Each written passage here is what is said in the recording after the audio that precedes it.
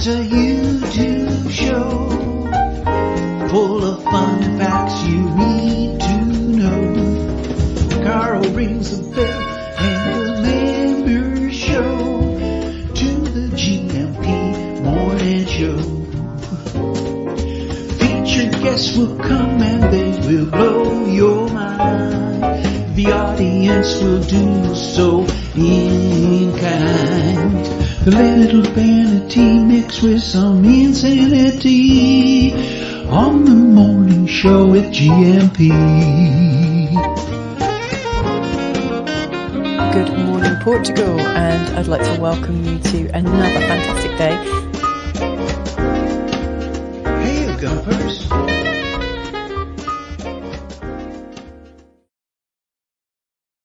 Good evening, hola, bon dia, alegria. Munson here with the Good Morning Portugal show, live stream and podcast. Let me just get those eyebrows under control very quickly. How are you this morning? Well, I hope. I had a fantastic weekend.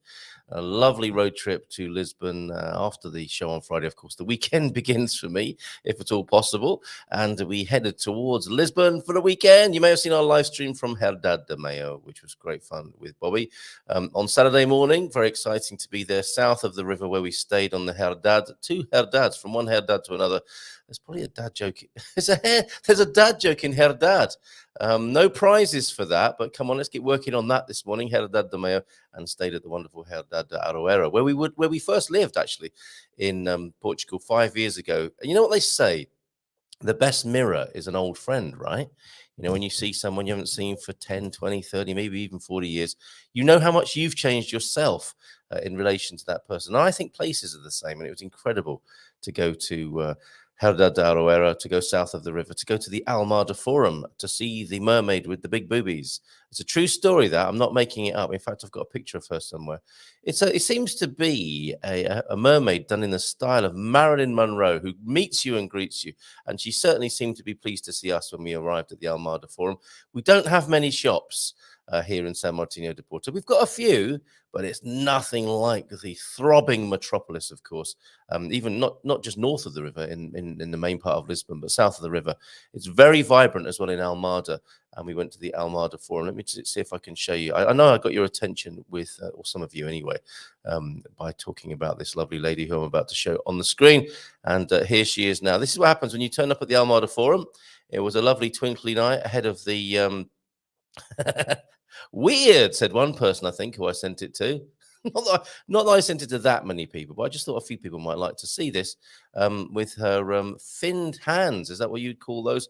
And a full moon coming our way, right? Or has it already happened? I don't know. But there's certainly a full moony atmosphere. I'm aware of that on social media. You can always tell, can't you? People speaking a little bit more frankly than they might otherwise do. Anyway, there we were, south of the river, with the lovely mermaid greeting there.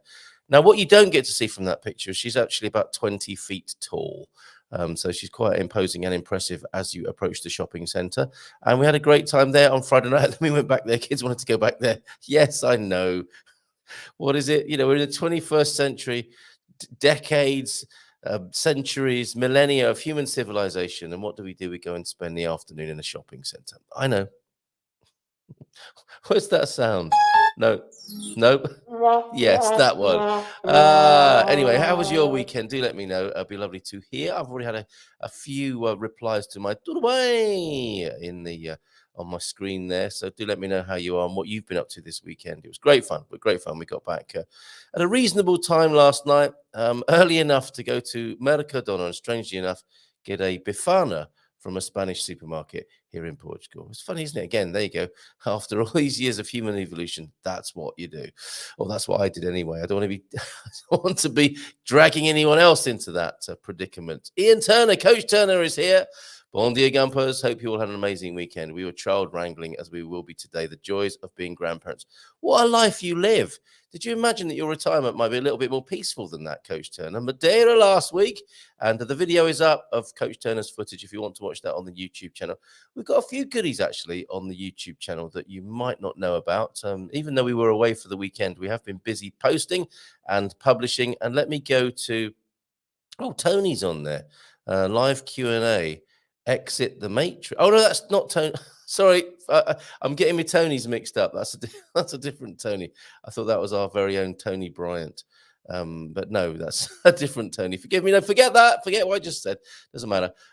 We had the wonderful settled in Portugal for over 10 years. That's Jenny Lowe's and Mrs. M's interview with her. That was published late last night and arousing some interest already fast approaching 3 figures of views in less than 24 hours. Coach Turner's Lavada do Rei. I stitched together his wonderful videos from Madeira last week.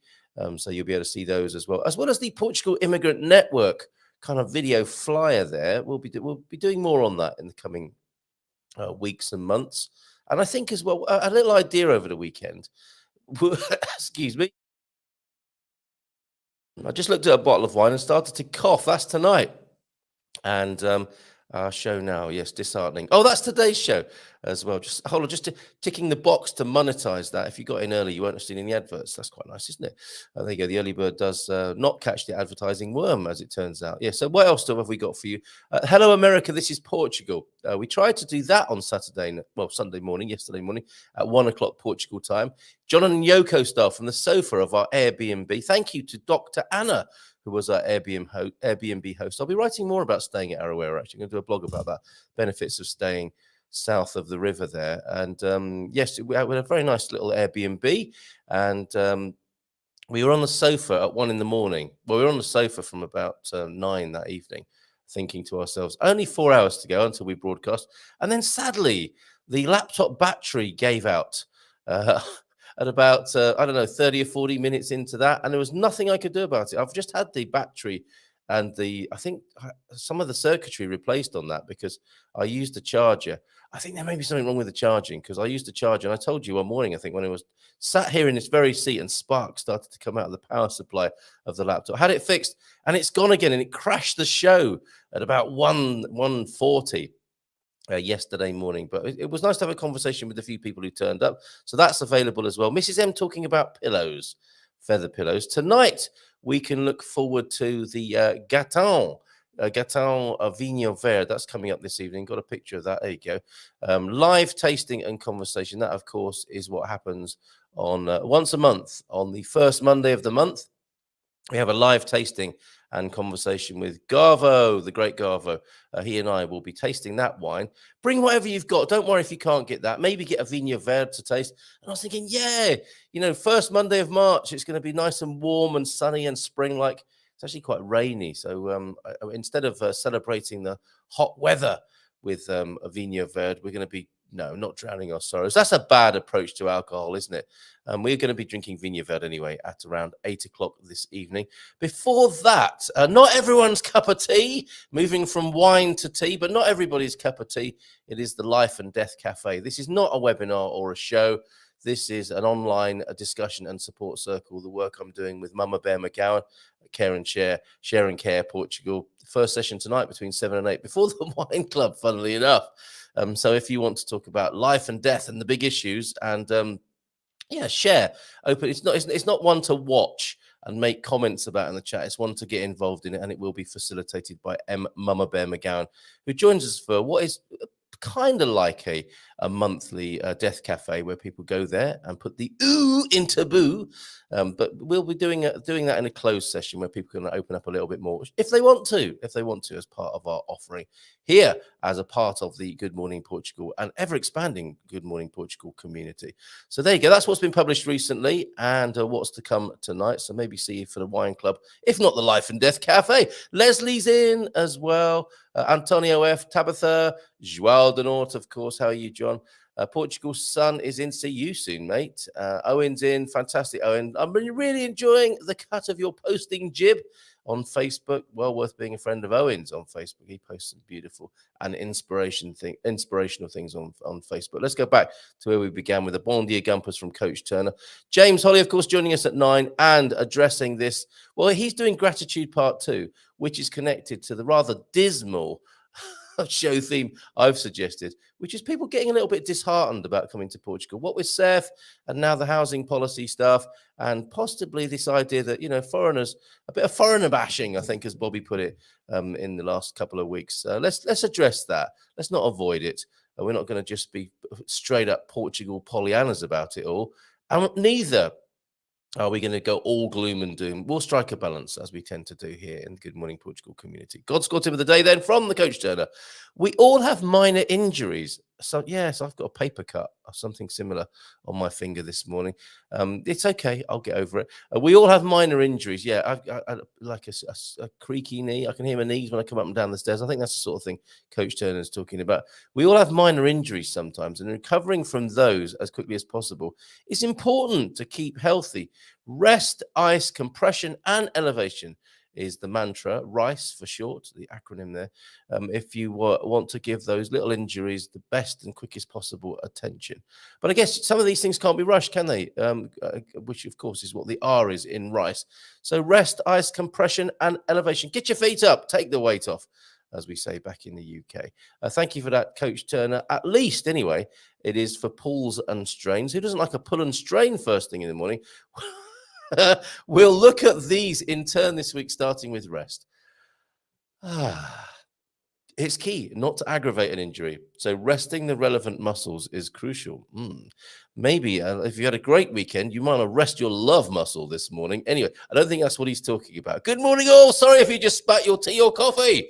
We do recommend a protective screen for those moments, bit of cling film on the monitor and perhaps over the keyboard as well. Kind of keyboard and monitor condom scenario, it could be said. Good morning, all, from the Salvation Air Force with a French-themed dad joke, I think, this morning. Let's see what happens. So, yes, Coach Turner, thank you so much for thinking about us and addressing the pulling and straining of this community. Monday GMP from T-Duck. Good morning to you, T-Duck. Thank you very much for the one. It's so lovely to wake up in the morning to fabulous material that T-Duck shares with us. Wonderful. And we'll get to that in just a moment. I wonder if Carl and Louisa will oversleep this morning. No. Following their marathon road trip, I did have one of those, sleep button lay-ins. So I set it earlier, thinking, I know if I feel like it, I will get up at the really early hour of 3 minutes past 7. Does anyone else do that? I don't just do 7 o'clock. I like to use my lucky numbers. Threes are important to me. So I do 7:03, but that got snoozed for quite a long time, I can tell you. And I love that. I think we've talked about that before, haven't we? About snuggling, having the snooze button. Talk about smashing the like button. Is smashing or fondling the snooze button first thing in the morning and have a nice cheeky little lie-in. And it's just a trick of the mind, isn't it? It is just a trick of the mind, setting it early so that you can be awake to enjoy the lie-in. Anyway, that's what I did this morning. But we weren't late. Salvation Air Force, following the marathon road trip and frenetic publication schedule over the weekend. Absolutely. 48 hours is normally enough. What for? But it is dependent on the severity of the injury. Oh, this is for rest. Okay. Remember, you can exercise all the other muscles, though, to maintain overall fitness. Yes. Rest the injured part of the body, the injured member, and but keep the others going, which will make for quite a good video in some cases, wouldn't it? Thank you, Coach Turner. Very thoughtful, as ever. Thank you very much for those. Don't forget to check out his Madeira video. Really, really great collection of mini vids that were put together with a couple of stills as well. Thank you, Coach Turner, for that. Very thoughtful in terms of your footage from Madeira and this rice business. Can I remember the acronym without looking at it? Rest. I is for indigestion. No, C is for compression, isn't it? Okay, we'll do this again. Okay, and I will test you again later on in the show. Ice, of course it is. Ice, baby. So rest, ice, compression, and elevation. Okay, that is right. So we'll perhaps test you again later on in the show with that, just to make sure you understand how to look after your body, which is, of course, a temple.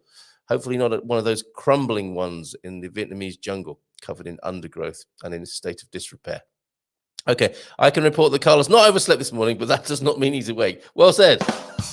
Deep thought then. I'm not so asleep that I can't entertain a deep thought from Anonymous this morning. Anonymous.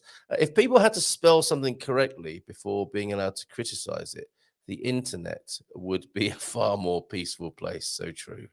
Yeah, and I think there is a full moon effect at the moment. I've noticed some of my correspondents, responders to some, well, my messages, I guess myself, have been full moon inspired. As a deeply thoughtful Cancerian, it happens. And then other people have been responding in kind and unkindly, it could be said. Portuguese saying, has anyone else noticed that? Are people being a little bit eggy to reflect the state of the moon right now on social media? But there's a lot going on, isn't there? My goodness, certainly in my native UK, people are understandably eggy. Oh, man, se conquista pelo estómago. A man is conquered by the stomach. The way to a man's heart is through his stomach. Perhaps that's the Portuguese version of that. Very good. Man is conquered by the stomach. And I know some of you haven't said it out loud, so don't be a Portuguese lingo slacker, a PLS. Say it. Oh, my, I have to say it. You should say it as well, even if there's no one around, and especially if there is somebody around and you can impress them with your Portuguese pronunciation. Homem, se conquista pelo estómago. This morning, man is conquered by the stomach. Thank you very much for that, T-Duck. And Salvation Air Force with a gratuitous dad joke sent from the not-so-sunny Cherbourg on Sea Cherbourg to be imagined in an outrageous hello, hello. I will tell you this dad joke only once. Listen carefully. The French accent of hello, hello. That's a bit of an in-joke for the UK. Did it make it to... I wonder. I know T-Duck, you like to watch a bit of British comedy on YouTube or wherever you can lay your hands on it.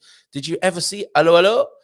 Frappe, frappe. That's knock, knock in French. Qui est là? Losty. Losty qui? Wait. That's pretty good. Thank you very much, Salvation Air Force. And nice bit of merch. He's doing his own merch. Feel free to put the link into the chat.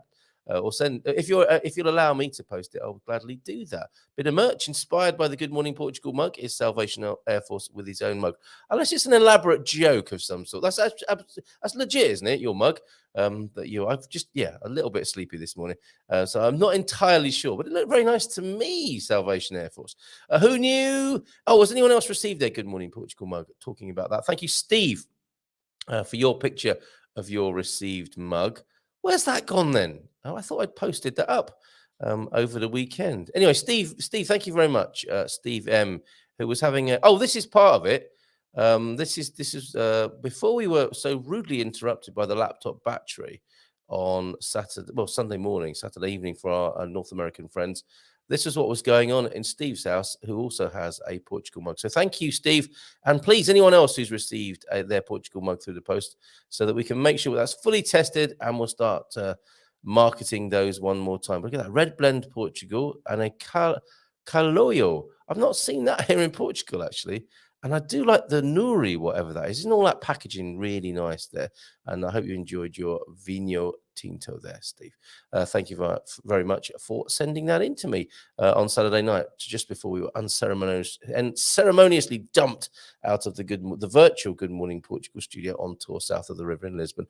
Who knew then? Ugonono, eucalyptus, eucalyptus, non-native on commercial plantations, cork oak and maritime pine together make up 71% of the total forested area of continental Portugal. There you go. Now, that tells you quite a lot, doesn't it? The native forests have been replaced. Well, have they been replaced, or have we just got loads more trees in the form of eucalyptus, cork oak, and maritime pine? Of course, the commercial plantations that you see all over Portugal can be nice to look at, perhaps a little bit too regular and formulaic, but that's how they got to do it for the plantation, so they can easily be planted and chopped down, right? And of course, terrible for potential fires as well in many ways, if not planted and attended to correctly, as we've seen over these last few years, sadly. And I don't know if you've got comments on that, on native woodland. If you want to see a fantastic native woodland, go to Busaco for one. Anyone else got any native woodland walks you want to share this morning? Because I think it's really important to get a sense of the ancient forests of Portugal. Certainly Busaco, and you can stay at the Busaco Hotel there, which is the sister hotel of the Curia Palace Hotel, also worth a stay at. In lovely little Curia, Curia. So anyone else got a recommendation for a native forest here in Portugal? But look at that, 71% of a total forested area of continental Portugal is made up of eucalyptus, cork oak, and maritime pine.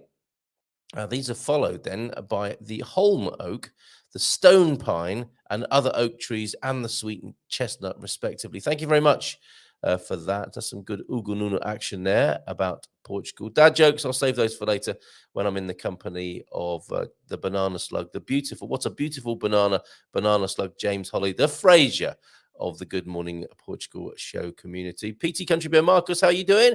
A bon dia from a foggy Casala de Lomba. Now, am I up to date with all the pictures you've sent me? I know I am, like the man with the proverbial bacon slicer at work. He sat on the bacon slicer and got behind with his work. I'm a bit like that in relation to the pickies that have... Oh, here's that. I haven't seen this for a little while. Here's the other mug design. Who doesn't like first thing in the morning? Maybe we'll put that on sale next. Who wants one of those?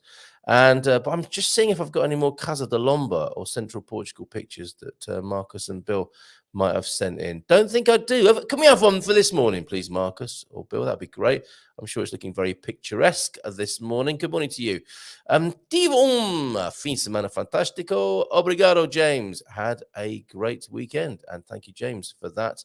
Is he here somewhere? Oh, yeah, there he is. Selfies. What's he called this week? Selfie slugging all my beautiful banana brilliance. I think that's the same as last week, isn't it? Bom dia, campers. Feliz segunda a todos. Como foi hoje fim de semana? You see that? And then Owen is replying in Portuguese. Literally, you can watch and learn here. Tive fim de semana fantástico. Obrigado, James. That is a way to answer that question, probably. And Antonio will tell us if that is technically correct, but absolutely 8 out of 10. 80-20, right? 8 out of 10, 80% for trying and making the effort. And we'll see if the 2 points available for technical linguistic excellence are there for you, Owen, from Antonio F. Thank you, Antonio, for being our check and balance on how well our Portuguese skills are developing. And thank you for being here with that and Portuguese cultural insight as well. Ótimo, simply ótimo from Tabitha Lindyboom. How's it going with the cephalus? I've been using that mercilessly, thanks to you, Tabitha. And I hope you're doing well, and I hope that that condition eases up soon for you. You will let us know, won't you, so we can give you a nice big round of applause when you reach a positive milestone with your Portuguese progress. Bom dia, alegria a todos. Feliz semana novo this week. This week, yes. Excitement there, I think, in the Portugal Sun Camp. Had a good weekend. I think of football when I think of you. How about that? Liverpool beat Man United 7-0. Frank is not with us this morning, although I'm sure he'll have a good a good explanation for that. Bon dia, Carl, and Gumpers from a cold Belfast. 3 degrees there, going to be a cold week, possible late snow, but -4 overnight. Roll on next weekend. Oh my goodness. Yes, and if you were here earlier on, you'd have seen this meme, which is very, I think, useful for today's topic and generally speaking in life. I'm ready to stop complaining about winter and start complaining about summer. I've got to put my hands up and say I do that. There is a point here in Portugal where I say it's too hot, but that's certainly better. You remember that when choosing where to live in Portugal, that's a really good little question to ask yourself. Aren't questions great, especially when you know the answer?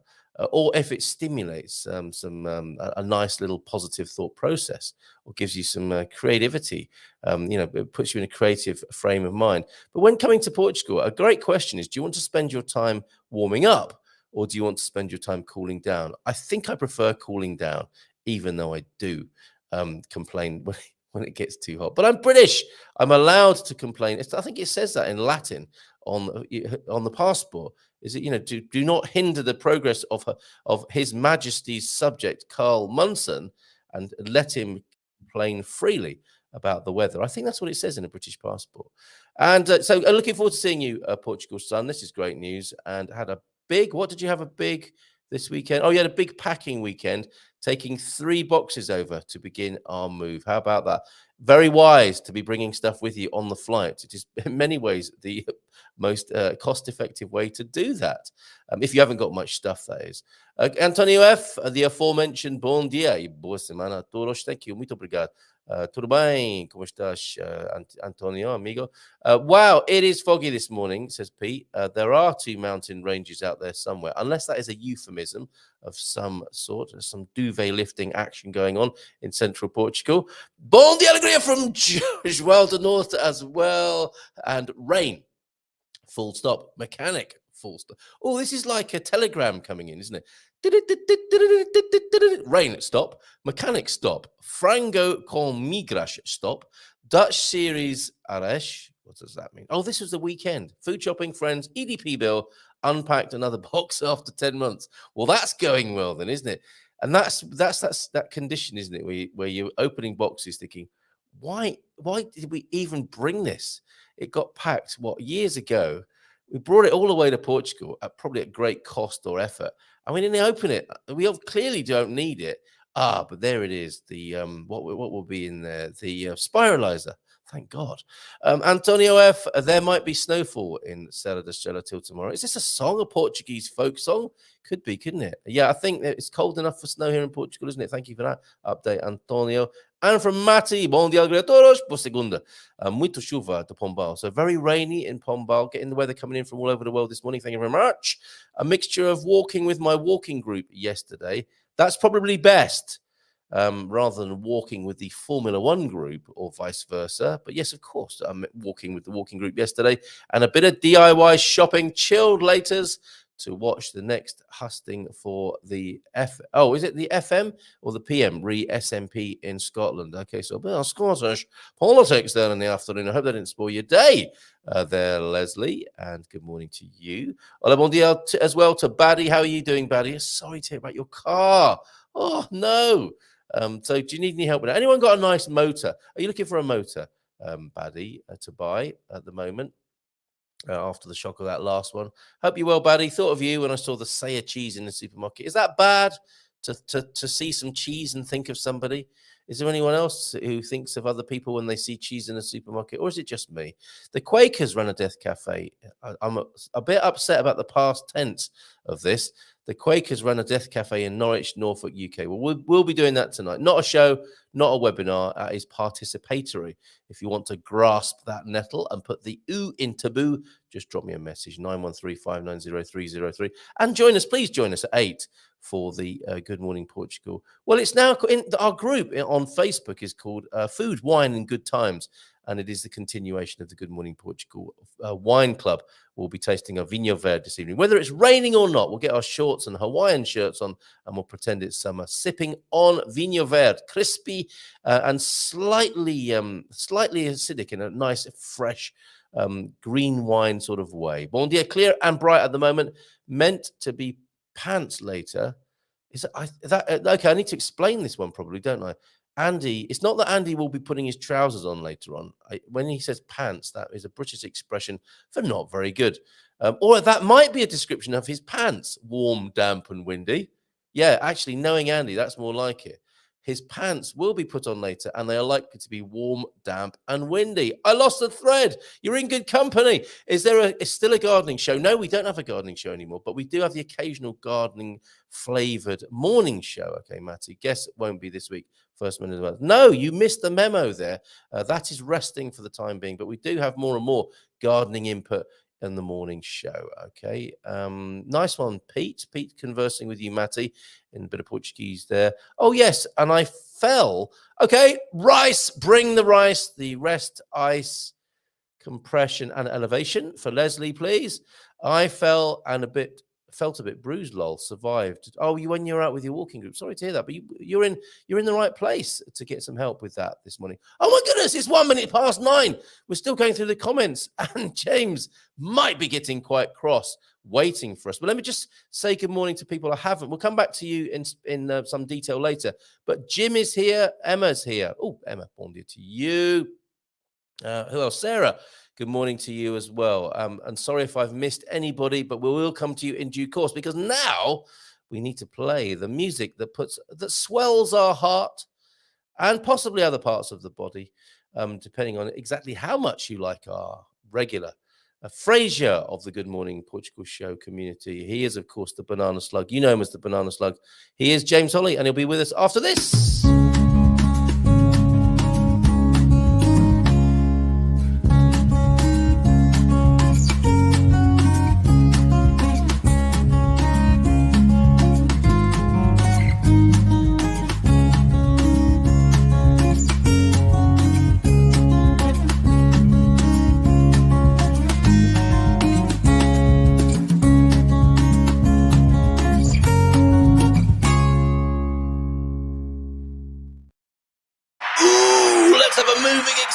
guest this morning.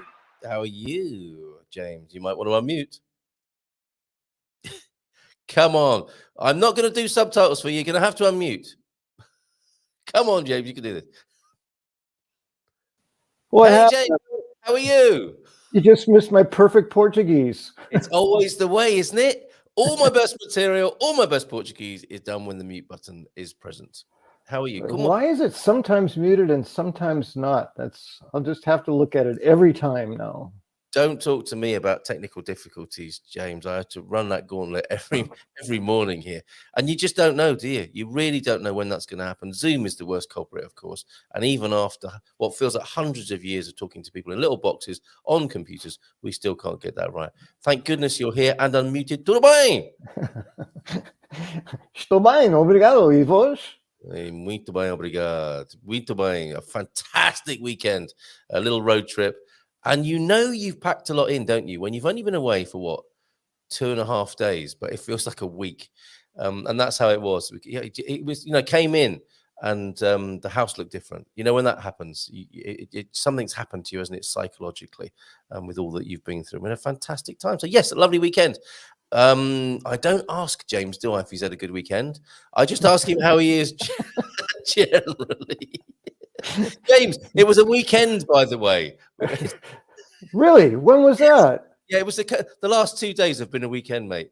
Oh, okay. Yes. Okay. Not that that's affected your life in any way whatsoever. So those are the days that are marked Saturday and Sunday?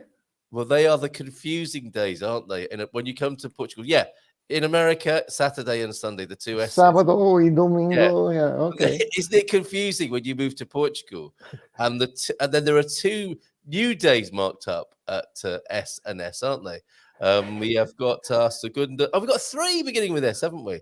And we have, what have we got? So we got Sábado and Segundo.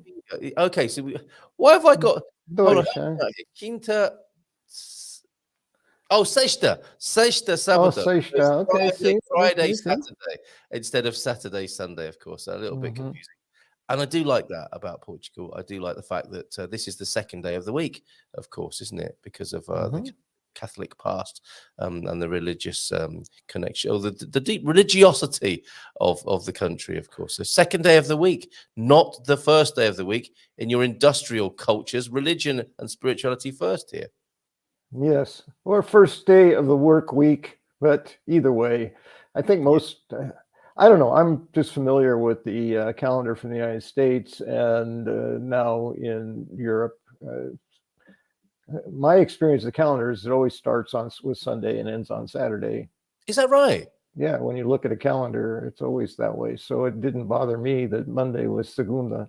It made sense, especially with Sunday being Domingo. It's like, okay. That is interesting. I feel like in the UK, calendars run from Monday to Sunday, not Sunday to Monday. But anyway, let's find out. I don't know. Maybe that was just because no, I can't ever claim to have been an obsessed workaholic. Anyway, that's not true. Me either. I mean, I enjoy my work, but I wouldn't put myself in that category.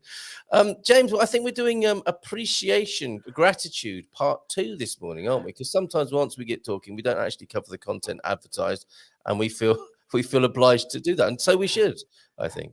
Yeah, well, I had some more thoughts on it from last week, but also thoughts from last week. I think it was last week.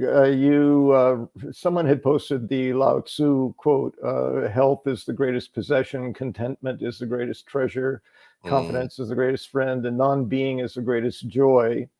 Yes. And I got to thinking about what is that last part, because you were looking at that too. What does that non-being mean? And my first thought was a state of emptiness in meditative thought, which is it's just a place of not being. And it is an incredible experience when you experience it. But I wasn't sure that was it. And then what came to me ultimately was an egoless state where it's not about me anymore. The non-being, it's like it's not existence, and everything else is not about me. It's about oneness or the wholeness. And that is, oh yeah, I could see where that could be a great joy to be in that place. Yes. So, And I think you made reference to that through a spiritual dad joke, didn't you? The make me one with everything. Guy walks up to a hot dog. yes, That's the state we're talking about, isn't it? yes. And you did a brilliant job of satisfying Louisa's desire to have it more Portugal related, and did the whole Bafana thing. And I said, Yeah. Was it me? perfecto. I mean, she was coming up with these points of order during the show. We were a bit off topic now. I'm used to when I'm here on my own, I just go off in my own sweet way. But there she was pulling me up, I thought, on a number of occasions. So I did have to make it a Bifana instead of a hot dog. So thank you for recognizing that, James. Yes, that was brilliant, in my opinion. And then with the little soundbite that you caught of me doing the, ooh, stop that, you idiot. Superb. It reminded me of a character, a Warner Brothers cartoon character, and I don't know how familiar people not from the United States are with it, but the character called Yosemite Sam. Yes, I thought it was Elmer Fudd, but it's Yosemite Sam, isn't it? Yeah, and he just says, "Ooh, I hates that rabbit." So it's like, yeah, it was kind of like Yosemite Sam. Okay, I think I probably need to write down the time so we can get that one as well at 9 minutes past 9. Have you got any more for us today? I'm not talking anymore. No, hold on a bit. Stop it, you idiot! That's so good. You have, if you want it, you've got a career with Warner Brothers, I think. That's so good. Really enjoyed that, and I have done throughout the rest of the week. Super. Yeah. Oh, look, Michael Heron's here with us now. Bon dia, morning, Michael. How are you doing? Yeah, great to see you here. So you began your journey into gratitude because I think it's quite an important counterbalance, isn't it, to the proposed topic of the morning. Can I just set this up a little bit, James? Sure, go ahead. The show notes I do sound a bit dismal, I have to say. Let me just read them out to you just to confirm that. Recently, and against the backdrop of immigration agency CEF's ongoing and awkward transformation, I think that's fair, and we should see some news of how that's going to. Well, it hits the streets, as it were, opens its doors on the 1st of April, allegedly, but that's not. It wouldn't be the first time if it got delayed, but I think it would be. I mean, it would just be embarrassing if it doesn't shift on the 1st of April. But CEF's reorganization, supposedly launching on the 1st of April, so just a few weeks away, and that's been difficult, hasn't it? Let's face it, for the last few months and years, and they've had a pandemic to contend with, but they don't seem to have recovered very well from that, and ongoing problems. I think. Symbolized by Tabitha's joke, cephalus, having a bad case of cephalus. So we've got that. And then recently with this Mais Habitation addressing of the country's housing difficulties, and the government coming out and announcing quite, a slap in the face for the golden visa and the AL licenses, causing concern around the AL licenses. This is for Portuguese people with AL licenses. And at worst, a sense that foreigners have been a problem, causing all these problems and limiting the housing supply, putting prices up. So you've got all of that. And the sense that I think some people are left with as a result is, are foreigners still welcome, if that's how you feel about it, Portuguese politicians, and the confidence in coming to Portugal, perhaps those glory days just before the pandemic and straight after of, yay, we're all moving to Portugal, are slightly tempered with a little bit of difficulty and negativity. I know you're not that keen on positioning and premising things like that, but I don't want to shy away from it as being an issue. And I think there's probably something we can do to offer some sort of reassurance one way or another as a community on that. So what do you make of that, James? Yeah, well, the positive orientation that I've cultivated over years and years and years of practice is kind of funny. You were mentioning CEF, and my mind immediately went to a new sports season with pretty much any sport and your team. It's like, you never know. Oh, we've got a whole new team this year. We got new players. We came in last year, but we have this hope that maybe we'll do better. Maybe this will be a positive thing. And that's immediately where my mind went when you were talking about the shift in CEF. We don't have a lot of history to indicate that that's going to be the case, but it's certainly a possibility. And again, I'm so much about the choices we make, about how we feel, because that's what we do. So if I'm going to choose how I'm going to feel about a changeover in Seth, I'm going to choose the choice that says, well, maybe it'll be better. Maybe it'll be the best it's ever been. I don't know. But I don't go in with an expectation of that. It's just how I perceive the possibility. Yeah. And I see, when I come to gratitude, that's another aspect of this notion of being disheartened. It's like, it's possible it could all go to hell. That's possible. It's also possible that all these changes could make it brilliant and wonderful and a great place to be. We don't have a lot of history to indicate it's going to be that way, but it's possible. So I tend to stay with the positive possibility rather than linger with the negative one, because the truth is we don't know. And I think that's the upsetting part. Humans want to be certain about the future, and we never are. So we're almost in a constant state of upset about that. I want to know how it is. I'm going to tell you how it is. It's this way. It's always been this way. Well, that's history. It's not future. So I think I hadn't even planned any of what I just said. So it was a bit of a rant, but I think it love that. If only you'd done it in the Yosemite Sam voice as well. Ooh, I hate those people that does that.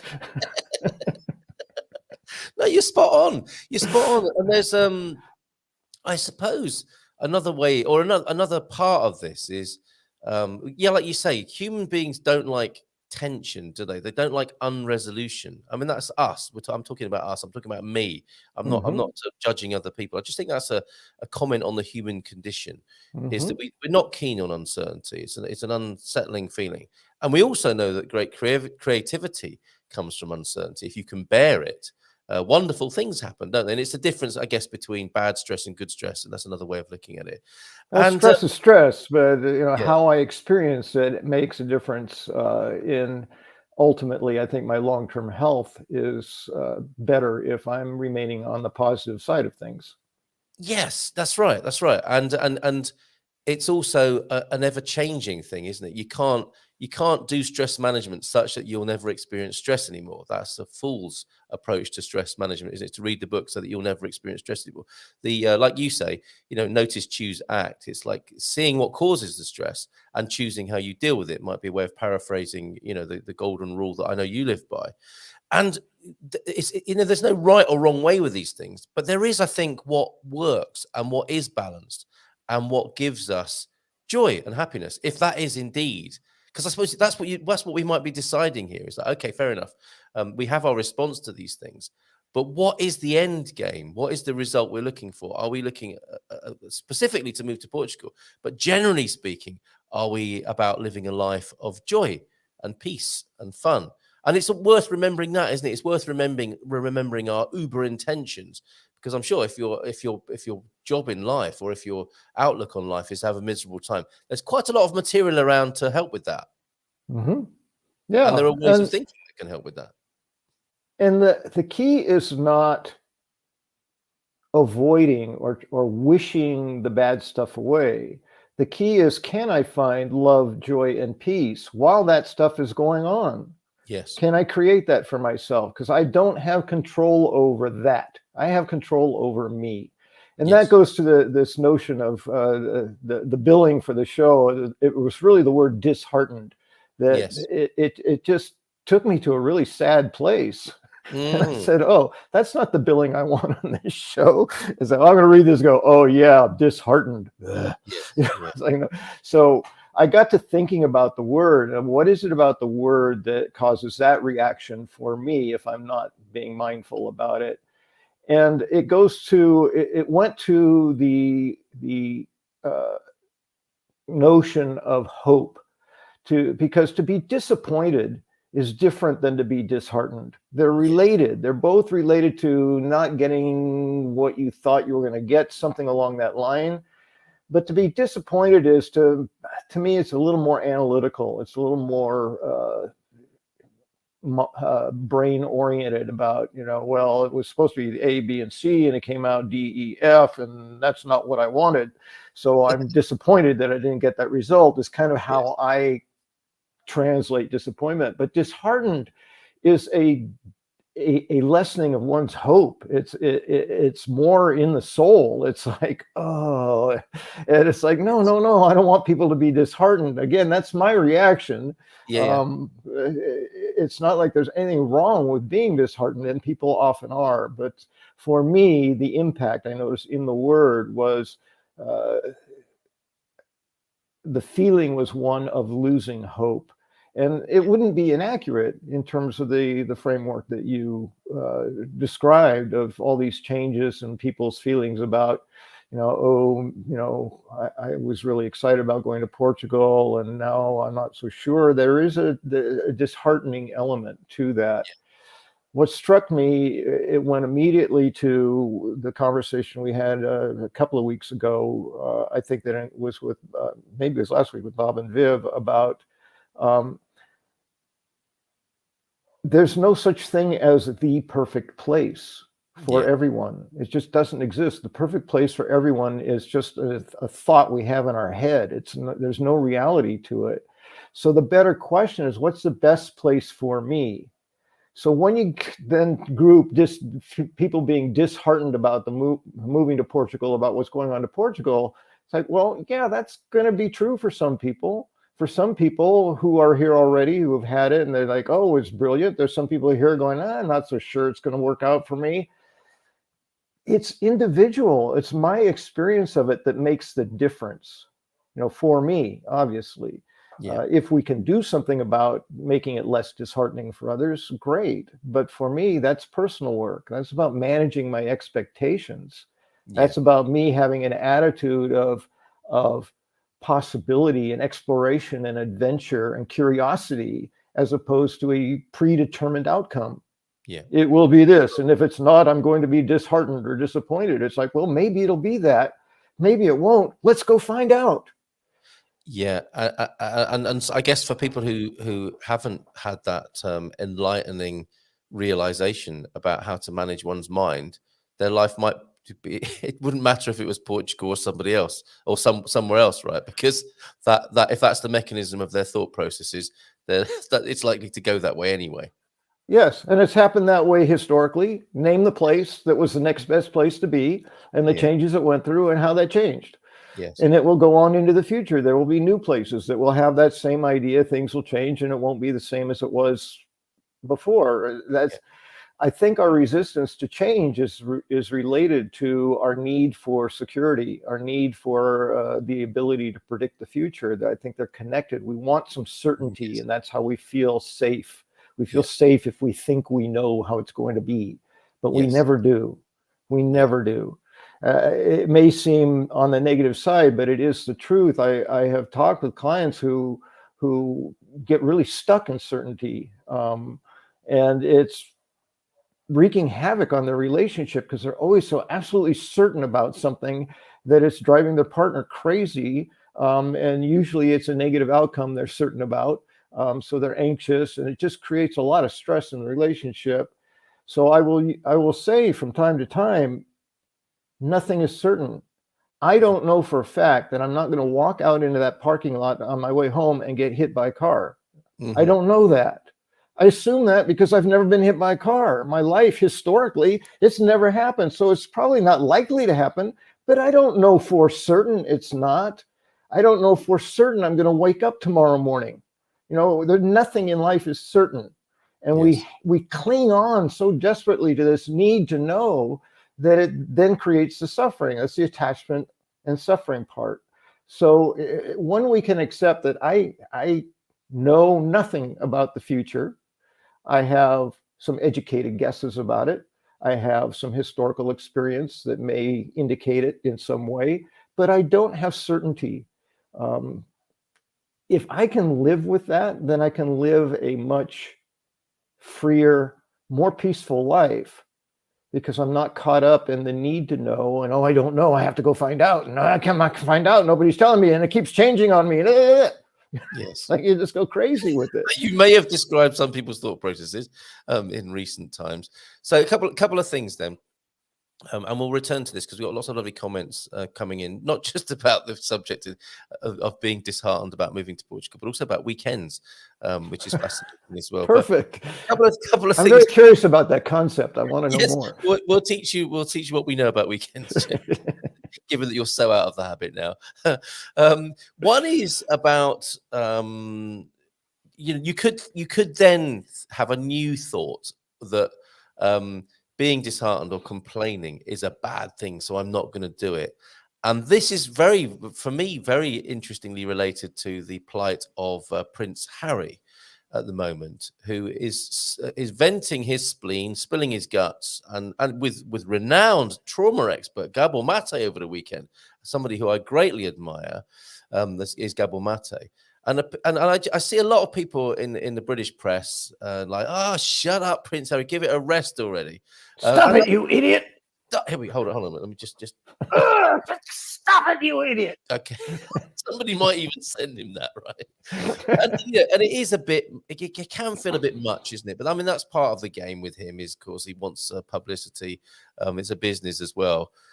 And when people have been through difficult things, I don't think it's very kind or right to tell them to shut up. And there are people much worse off in the world. And all those, they're not really platitudes. They're kind of put downs, aren't they?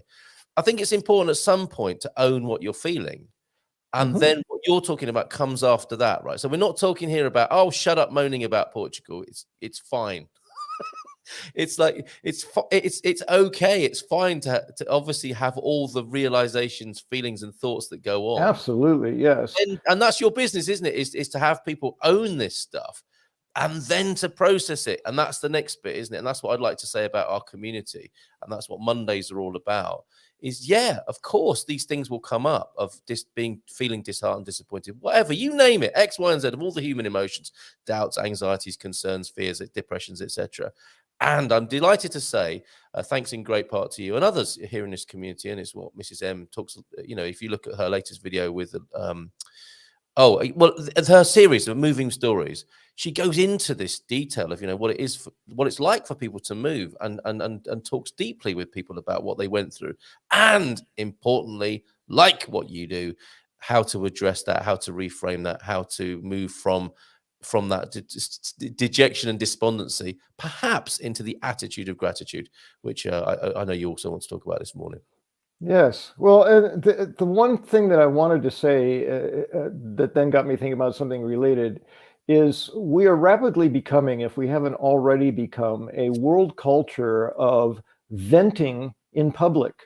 Yes. I don't begrudge anyone having bad feelings and anyone having complaints and anyone having the need to be able to vent that and express it. I believe that's an actual part of the process to healing, is that we need to do that.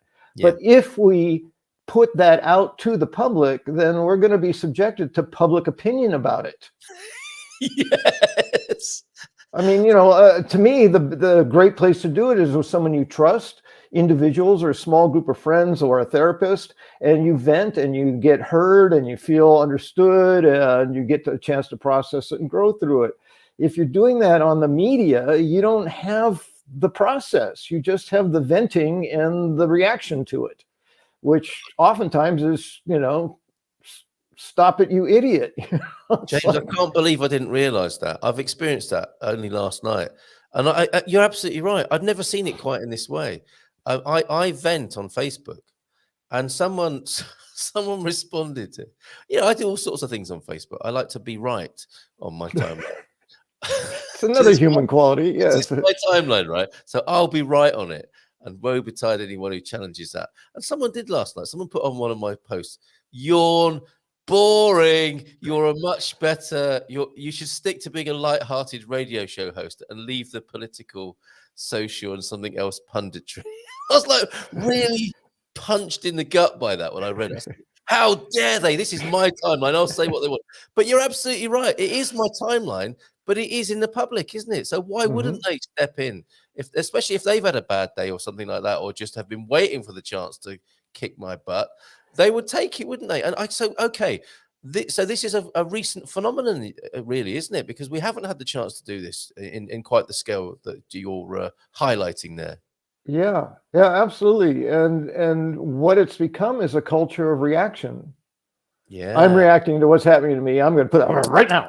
Put it out. Someone else goes, oh, he right now, right now, right now, right now. And then you just get boom, boom, boom, boom. It's like freaking popcorn when it gets hot. Just like it goes Yes. crazy. Yes. Yes. And Yes. and I don't see anything really gets resolved in that. I mean, You're maybe right. you end up with popcorn that's delicious. I don't know, but Yeah. Yeah.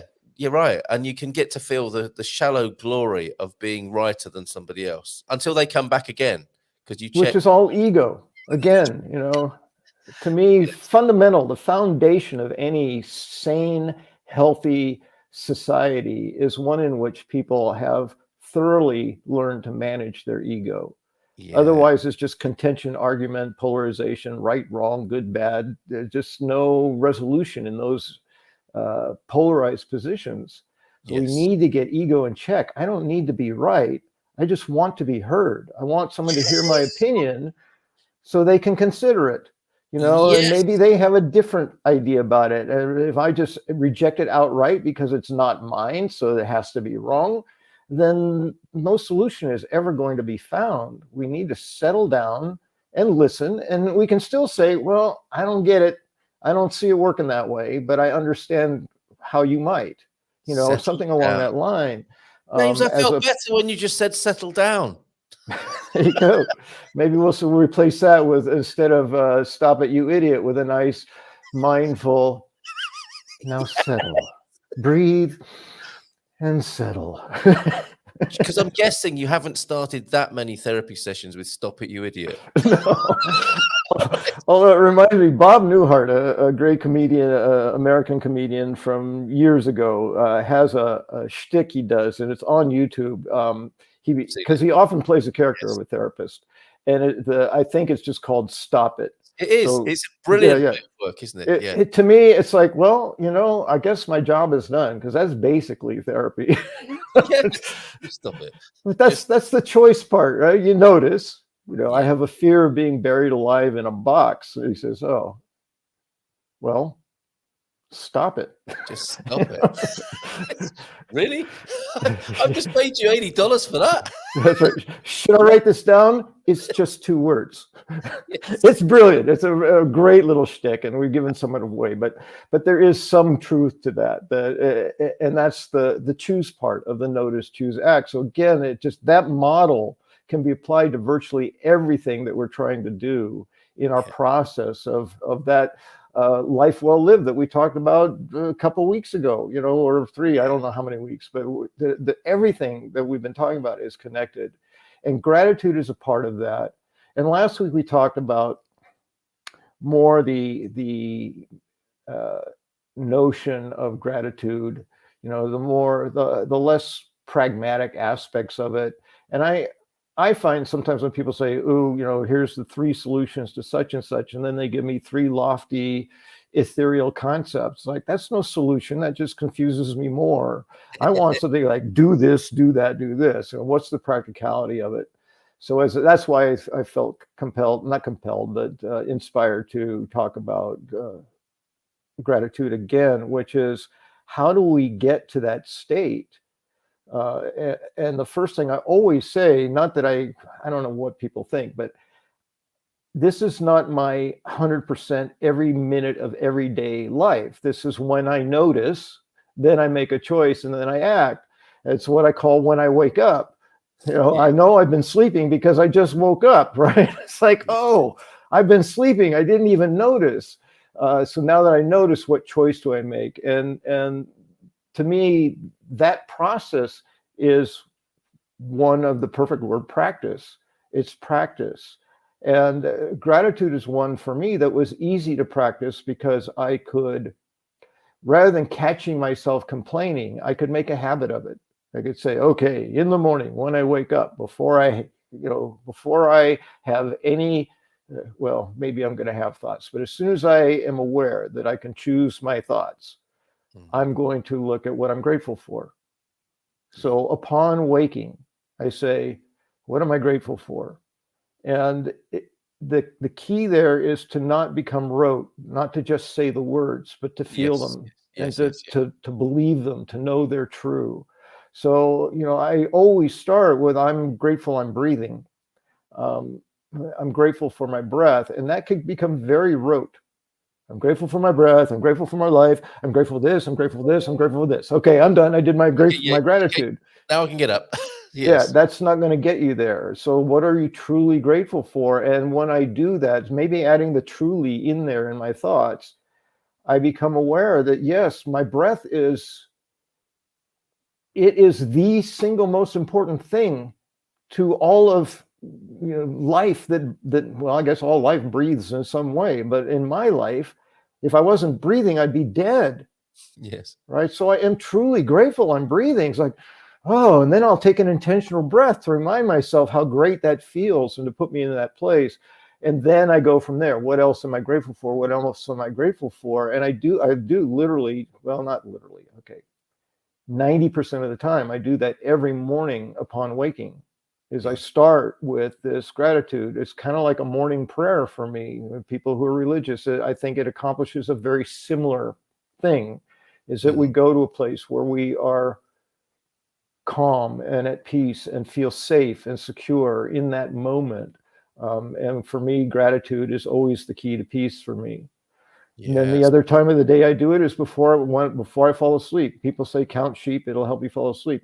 I essentially count gratitude. I do the same process before I go to sleep. So I begin every day and end every day the same way. I believe that while I sleep, then I put some really nice bookends on my sleep in addition to that. And I start my day in a great way and I end my day in a great way. Even if I missed it all day long and I'm complaining about, this, that, and the other thing, my driver's license and stupid drivers and all the rest, at least twice a day, I've made a habit of being grateful. And that to me there's a very pragmatic thing you can do. Yep. Twice a day. Well, actually, we could take you sent me this, didn't you? I'm ready to stop complaining about winter and start complaining about summer. That's so me.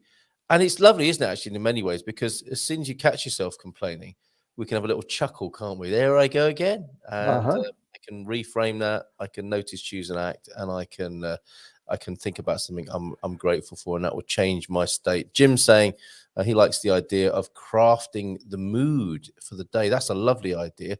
Let's go through a few of these comments, and we'll come back to you, James, for a bit more gratitude and anything else that might have occurred to you this morning. Thank you for being here. Migration Monday. He is the Frasier of migration. Any mindful migration questions? Because, of course, anything worth applying to migration, I would say, is going to be worth applying to any area of life, right? That's what we find, isn't it, with truths? Yeah, mindfulness is it's an application to life. So anything that. Yeah, so it could be used for whatever you're doing today. Say hi. Here to say hi for a bit. It's Suze. Good morning, Suze. Good morning to you and Taxi. Just use autopilot. What's this about? That's not going to work, is it? With gratitude, it's exactly what we weren't saying. Really feel it. Really feel it. And there's some nice random comments. And Faulty Towers. Oh, hello made it to South Africa, as did Faulty Towers. Brilliant. Okay. And yes, and the mug. Yes, it's legit. Okay, we'll come back to the mug. I still haven't gotten mine yet. I'm a little concerned. I ordered it the first day. It said, "Well, give it till March 10th." All right, I got 4 more days. I think I made the purchase. I'm sorry to hear that, Steve. Steve. Oh, that's not Steve. Greg. Oh, and so is that is you. I thought it was someone else. That's okay. Not just Steve. James. Well, me and Slug, we're both waiting for it. Oh, okay. That wine is a Saloyal, not a Saloyal. On that. That was the wine that was sent to us over the weekend. Wine Club tonight, Vinho Verde this evening at 8. The other 29% is next to my salamander. That's the answer. What was the question, James? What? The other 29% is next to my salamander. I don't know. I'm just going to leave that there. I think that would be a brilliant random thing to just say at any time in a conversation. And walk away. Yeah. Yeah, just leave that like there. You just said something very definitive and clear, and you've changed all their lives forever. Can we have that in Portuguese as well, please, Antonio F? So we can really make an impact. I got more good news. My electric bike arrived the weekend. Something to be grateful for. My electric bike arrived the weekend before last, 8 days ago, and I will get the Portuguese plates. You need Portuguese plates for that. Oh, I see. Well, he's talking about a motor. Like I was going to say, that's not like my electric bike. Mine has pedals. His is like a street. And probably motorcycle, I'm guessing. probably got an amplifier in there and electronic sounds like. Yeah. Well, I would have thought. Just waiting for Nuno to sort the insurance down. Nice one, Matty. That sounds like fun. Okay. The detection system was literally a lifesaver in the Estrella. I see. This is autopilot driving through the fog. Oh, Pete's off to the market this morning and a bit concerned about driving through the fog. Okay.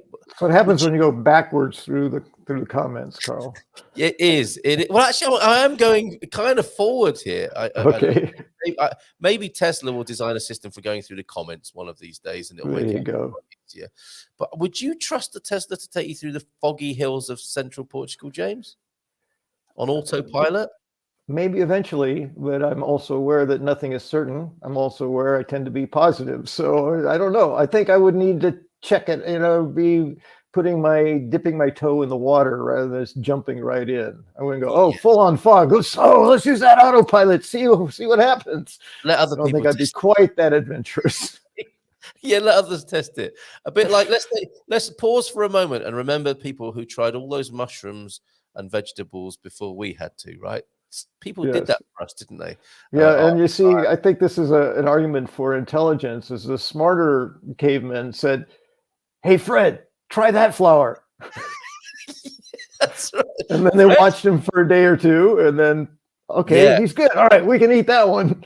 Fred just stared into the middle distance and said things like, 29% of it is next to my salamander. Or Fred was the one who just said, "Oh, okay." Very interesting Thunderduck. He is. That's a nice comment as well. I know what you mean, Pete. I do not 100% trust it either. So even the Tesla drivers don't trust it completely. PD Country Beth, thank you very much. No sooner asked than satisfied. That's a great way to live, isn't it? And I believe we have a nice picky here from Bill. It was Bill who sent this in. Thank you so much. Look at that. That's a nice foggy morning in central Portugal with the bio pool, I think. That looks beautiful. I can smell that. I can feel and smell that picture. That is wonderful. Thank you very much indeed, Bill and Marcus, for that. Very nice. And let's go back. I'm working my way, as James is suggesting, sequentially through the comments. Working my way back to you. Oh, there's a dance routine that goes with that, isn't it? Talking of the I need my Frankie Valli voice for that, though. You do Frankie Valli as well as Elmer Fudd. Yosemite Sam, you're amazing. Talking of the Korea Palace Hotel, there is a bubbly tasting event there in a couple of weeks. On the Gumper Bumper map, please, if you have not gone to Bairrada yet, go taste the Espumante at the Korea Palace Hotel. You will have a great time. Find it on the Gumper map. That is brilliant, Andy. They're also offering a stay at the hotel. Again, do that. I've got a lovely picture of Mrs. M looking out from, I think, the first or second floor one evening when we stayed. It was wonderful. We had a brilliant family room. It's such an amazing experience to have in Portugal. A Art Deco hotel there. Thank you very much. Skydiving photos. Cheers. I'll get back to those, Owen. Busy weekend, so I'll make sure we have a nice a photo blog from you. And Frank and I have already spoken about the Liverpool's drubbing. Is that the right word? Of Man United. 7-0. Thank you, Owen. I will get to your skydiving photos and share them appropriately and honor them correctly. I'm beyond caring, says Tabitha, as it's just one long vacation. Oh, this was with the cephalus. Bye-bye, bureaucracy. And hello, Purim. What does Purim mean? Is that a kind of wine? Maybe. Bon dia todos from Probably, Jim. yes. Jim came in at 8:57. I had a lot of good things to say. As usual, I have 2 suitcases. We have not even opened since we got here, I think. Yep. They think those things seem so important, didn't they? And they still haven't been opened or processed. Time to donate. Sorry, what's that? Time to donate. What, without even opening them? Would you you have to open them? If you haven't opened them in 2 years, you don't need it.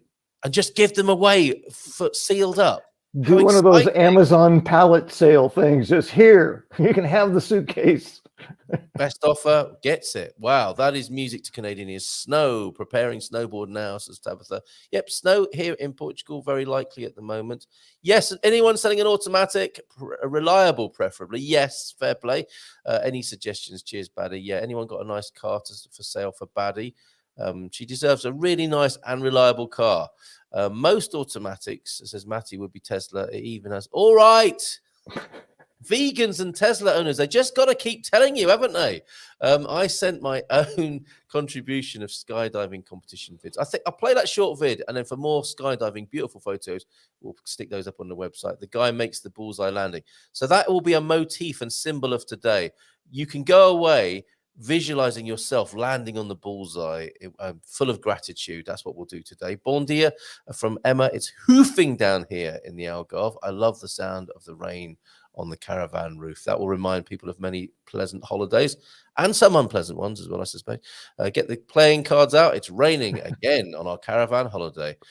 And the smell of, the old days, the smell of that gas inside the caravan where you burnt those little, the lighting was actually a flame, wasn't it, in the early caravans? Remember that, James? No, I was never, I never had one or experienced one. So I don't know about all the little details of those caravan holidays in the 1970s. That will bring back some past pain for some people here, I know. Never mind. Laugh at Tabitha's. Yes, have Tabitha's well, never mind, Rice. I don't know if Coach Turner has recommended that or will be, for that matter. Yeah, you don't want to feel the pain. All right, just chill. Did you check the cars in Orgish or stand virtual, Baddy and Carl? James would not know how to be cross. Must be the most easygoing person I know. Takes life in his stride. That's you, James. That is. That's a relatively new me. That's in the last decade. There are people who knew me who actually got really nervous if I was getting upset because I would. Really, you could lose it, could you? Well, I didn't lose it in the way like Rampage, but that's one of the reasons I started paying more attention to it. It's like I don't want my friends to be afraid of me, and they're not afraid of physical violence. They're afraid I'm going to be just a real pain in the ass. So we've all got a friend like that, haven't we, or a family member? Mm-hmm. If I could dwell on this for a moment, James, because was it a realization one day where you did have this sort of transformation? Absolutely. Two of my closest friends were with me. I was having a problem with the cell phone thing. It was an ego thing. I was trying to impress one of them because I had it all taken care of. And it's like, oh, I got this whole thing. Well, just go pick up your phone. And none of it worked. And I was getting more and more upset because the person behind the counter wasn't even making an effort to provide any kind of customer satisfaction with it. In retrospect, it was all about my ego and looking good and making it right. But I was getting more and more tense about it. And I turned and looked at my two friends like, can you believe this? And there was fear in their eyes. And in that moment, you knew I just went, oh, shit. Yeah.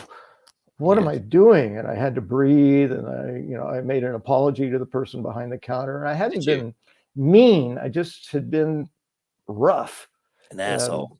And it wasn't her fault at all. It was store policy. She couldn't do anything about it, and I was frustrated that she couldn't do anything about it. And anyway, so that's a moment I can recall very specifically, seeing fear in the eyes of these two women that I adored. Wow. Yes. And just going, I don't want to be that guy. What have I done? And fair play to you, mate, because you noticed and you chose and you acted that absolutely instinctively there before. I suspect before you got into that whole the training side of it. Now, yes, and I think Deagle's on the right track, because as a young child I was not that way. As a young child I was much more relaxed and lovey-dovey and soft. I call myself a soft boy. So that created some challenges in the growing up, having to become harder, having to become meaner, having to be learn the game of put downs and all this kind of stuff that just wasn't part of my nature, but I learned it. So then I had to essentially unlearn it. Yeah. So it's sort of full cycle, but this version of me is much more recent, as I have cast off a lot of my training in my younger years.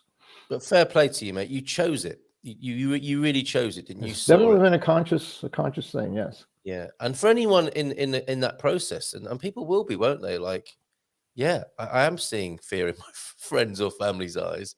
Something can be done. Something definitely can be done about it, can't it? If you're sat behind the steering wheel right now with your head in your hands, weeping because you've just been through an incident like that, it can be turned around, can't it? We can choose and we can act differently. Although sometimes it does feel like hardwiring, doesn't it? Once the ego's got a hold of you. Yeah. Yeah, it's a long process. I say a decade. It's probably been more 2 decades. That's one of the things I'm saying as I age. Whenever I say, how long ago was that? If it feels like it's been 5 years, it's probably 10. So I just double the time, and I'm probably more accurate. Yeah, true. So yes, and I did want to say this practice of gratitude has been a huge factor in this shift in my life. Yeah. It literally was a life changer. When that experience on the bus I shared last week was another one of those moments where, it's like you're complaining about a disabled person getting on the bus. What the hell is your problem? That was a point that I noticed. I went, what is going on? And I made a choice to change. And that practice, that decision around gratitude, and that was before my experience with my 2 friends. Really, really changed my life. So you want to talk about a life-changing practice.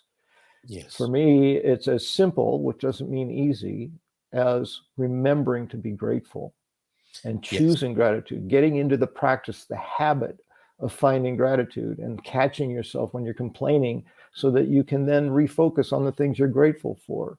Yeah. It's huge. And that meme you had about the weather, it's not just you and it's not just me. It's pretty much everyone I've ever met. Sometimes now that I've become more awake to my own self around it, I see it around me more. And it's like that get over it feeling comes over me. It's like, oh, come on. You're going to complain when it's winter. You're going to complain when it's spring. You're going to complain maybe not complain when it's spring, but can't wait for the summer. Then you're in the summer, it's too hot. Like come on, just enjoy what you've got. I mean, we can experience the rain like, oh, I'm getting soggy and my hair's wet and my feet are wet and it's uncomfortable and it's cold. Or we can experience the rain with, look up, feel it on your face. Isn't this amazing? Look at this, how this is what feeds the planet. This is what makes plants grow. And we can experience the rain in either way or both, I guess. We want to cycle through it. Or simply you can just... Stop it, you idiot. Yes, stop moaning. Okay. Yes. All right. We have got so many comments, James. Let's have a look at a few of these. I love comments. Everybody's very vociferous this morning, which is great. If you can hold up on talking to each other for a bit, that'll make it a little bit easier. I know it's quite the facility. Actually, yes, if you are using the platform as a way to communicate with each other, please consider supporting the Good Morning Portugal project with your time, talent, or treasure at goodmorningportugal.com. You're very welcome, by the way. Great Yosemite Sam voice, James, and good morning from Thank you, Sarah. Portugal Dream. Sarah wants to meet you. Certainly, she says in the chat here. What's a weekend? Says Maggie Smith. That's a quote. What is a weekend? Yes, you're in the company of the British posh with that. No matter what we think it will be or isn't, it may be better or worse, but it won't be what we think. That's I think that's pretty true, isn't it? Yeah, there's someone who's quoted with that. Mark Twain, isn't it? It was. I think it was like. I wish I could remember. I don't think it was Mark Twain, but whether you think Al Pacino, whether you think it will or you think it won't, you're right. That's Henry Ford, I think. That might be Henry. It is. Yeah, I believe you're right. The version I heard. I think you're right. Well, thank you. My ego will take that. Oh, that was meant to be applause. No, my ego's upset because it was the wrong button. I heard something that changed my life. It was something, a Mark Twain quote along the lines of, in my life, I've known a great many problems. Most of them never happened. Mm-hmm. And that hit me like a train at the time. I was doing a course and it was part of an essay. And I used it as the title it was just about, I was writing about stress management. And that just seemed to me like, wow, I have wasted so much of my life and mental energy visualizing things that never came to be. So thank you for that, Jim. Oh, you've frozen up there. Oh, that's quite a nice. Shall I do a quick screenshot of James freezing in that position there? Is it just me or is it everybody? I've got that perfect screen. Screens go black. Mine did. Yeah. Okay, we froze up for a moment there. Portugal has been through much worse. Now, that's a nice little check and balance, isn't it? And a little bit of perspective. If we're getting a bit carried away. And I do understand it. People moving to Portugal, they're not here. they're far away. They're reading the papers. They're hearing jokers like me talking about people being disheartened, and that doesn't help. And a nice little check there, and insight. Portugal has been through much worse. Well said, Kelly Garcia. It's reminding me of a video clip of Brene Brown. I love her, and she's talking about empathy, and she says, "No empathetic comment has ever started with 'at least.'" Yes. At least it's not that. It's like, yeah, it's brilliant. I actually have it on my website. It's a video. It's so impressive. The empathy one. I've just spilled a hot coffee over myself. Yeah. So if you want to go straight to it, just go to jwholley.com and it'll be right on the homepage. I didn't know you had a jwholley.com. Fantastic. As I just spill hot coffee down myself. I'm all right, though. I'm not hurt. At least it wasn't too hot. Right. At least. Well, at least it wasn't too hot. Yes. At least you didn't get scalded. Thanks. I feel much better. Yes. God finished the work he had been doing. So on the seventh day, he rested from all his work. Genesis 2, chapter 2. Sorry, how do I read that? It's been so long since I read the Bible. Chapter and verse. Chapter 2, verse 2. An origin of where we got Sunday as the end of the week. There you go, resting on the seventh day. I recommend it. And it's part Although I don't think the Bible said the seventh day was Sunday, so that could be open to interpretation. I don't know. I don't remember specifically, but I don't remember a reference meaning the seventh day was Sunday. There you go. I think we're acknowledging that rest is important and to reflect. I mean, it's gratitude. Sabbath. Okay. Isn't it? Okay. That depending on which version you read. I mean, I think the idea is that God looked at the work and said it was good. And that's gratitude of its own in its own way, isn't it? There you go. Or ego. Or ego, yes. I must say this world is rather good. Yes. Now that I'm noticing, I'll choose gratitude. Yeah. Okay, thank you. Bom dia, todos, from Our Life in Lisbon. Good morning to you. Nice little picture there. I want to stop experience joy and complaining. Now, some people do, and that probably works. I've met people like that. I know people like that. Know what you mean? I don't know that it's really joy, but there is a certain satisfaction. I think it goes to ego again. I don't know. Okay. My complaint means that I'm better than you, or I have a better idea than you. I don't know. I don't think people actually experience joy when they're in a complaining state. But yeah, and I see that you don't need to be right about that. But there are some people who experience a certain amount of pleasure. You know, maybe it's masochism that is being satisfied in that at some level. Yes. You know? Jim White. Jess, good morning to you. I know what you mean. Deleting my Twitter app helped me. Yeah, Twitter. What a strange habit that is, honestly. A state of non-being. Good morning, Kate. Is what you experience when you are a customer of EDP and you are trying to get them to fix something they have screwed up. So an alternative, rather than going off on an expensive Buddhist weekend and Vipassana mindfulness meditation, just become an EDP customer. And you can get instant non-being as a result. Fantastic. And just interact with them, yeah. Flexibility. Perfect. Well, that's if you can. That's part of the problem, I think, is non-interaction. Chapter 2 after non-being. Chapter 1 is non-communication. It was like a silent retreat. Just you and EDP aren't there picking the phone up. Flexibility is the key, and I must meet James. I knew she wanted to meet you there. Yeah, looking forward to it. Is she in San Martino de Port? Like, is that a Wednesday meetup thing? I think further north, but we will figure that out. I saw the man. We'll work it out. I saw the man, a little smattering of man cavers over the weekend. And they play man cave bingo. I didn't let it spoil my weekend meeting up with them, but it was good fun actually. And they play man cave bingo, so we could have Gumper bingo. And you've met quite a few Gumpers, haven't you, James? Several. I don't know about quite a few, but yeah, several along the way. Yeah, not a full house yet, though. Okay, and it was ongoing, of course. 2 years, says Pete to Kate, and we are finally getting some movement. That is some serious constipation right there. I love the history of Europe. Portugal is a perfect pivot point.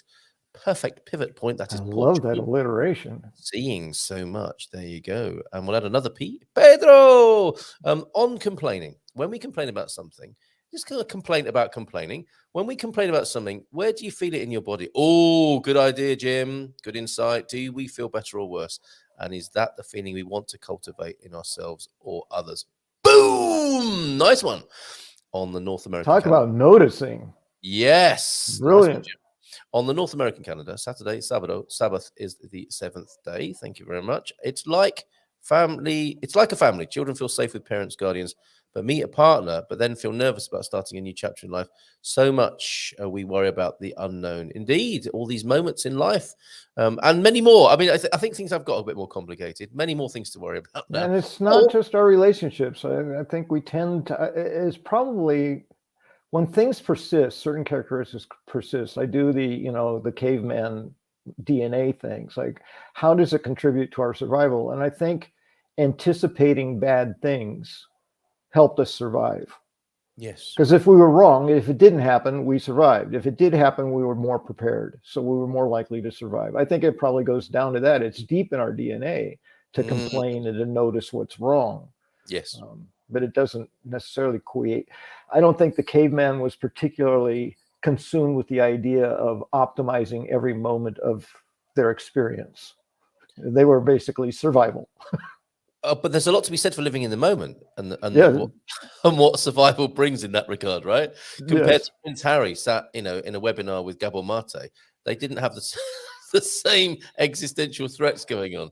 I Yeah. suspect. Well, maybe the cavemen shouted to the canyon all their problems. I don't know. Who knows? Oh, my life! Oh, my life! My life! It really sucks! It sucks! I think we're talking about Mushroom Fred again.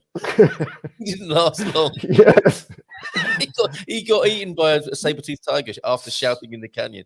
Spilling his guts to the public, almost on a literal basis, yes. Bom dia todos. Ocean Dweller is here. I think that James' statement about managing one's expectations is accurate. There is the idea or dream of a place and the experience of the actual reality of a place. Yes, and we're here for you in the run-up to finding that place.